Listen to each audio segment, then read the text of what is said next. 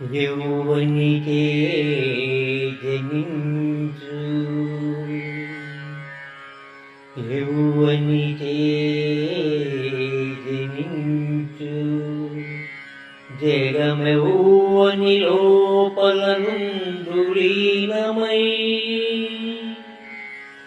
జగమెవ్వని లోపల నుండు లీనమై యౌవని యందుడిందు పరమేశ్వరుడెవ్వడు మూల కారణం దెవ్వడు అనాది మధ్యలయుడెవ్వడు సర్వము తానయైన వాడెవ్వడు వానిని ఆత్మభౌని ఈశ్వరునే శరణంబు వేదెదం వాని ఆత్మభౌనీశ్వరునే శరణంబు వేదెదం యౌవనికే జనించు ఏగమెవ్వని లోపల నుండు లీనమై యౌవని యందుడిందు పరమేశ్వరుడెవ్వడు మూల కారణం దెవ్వడు అనాది మధ్యలయుడెవ్వడు సర్వము తానయైన వాడెవ్వడు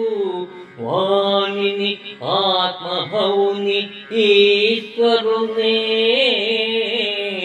శరణంబు వేడెదం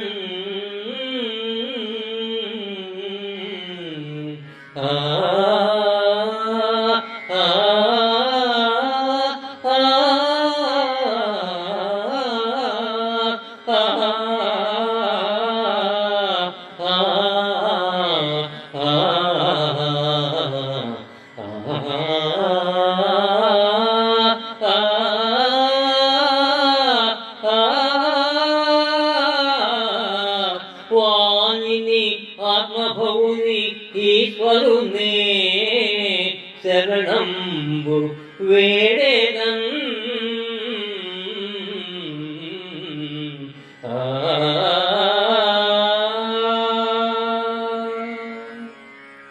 ఎవరి ద్వారా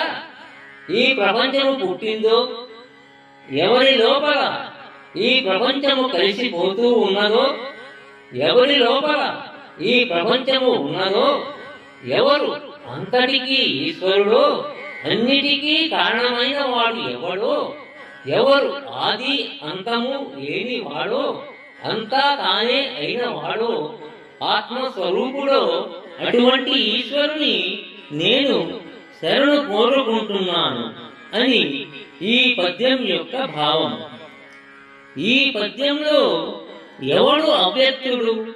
అవ్యక్త రూపాన్ని వ్యక్తం చేయడానికి ఎవడు అనే మాట అనేక విభక్తులతో రూపుదిద్దుకున్నది. అదే ఈ పద్యంలోని విశిష్టత.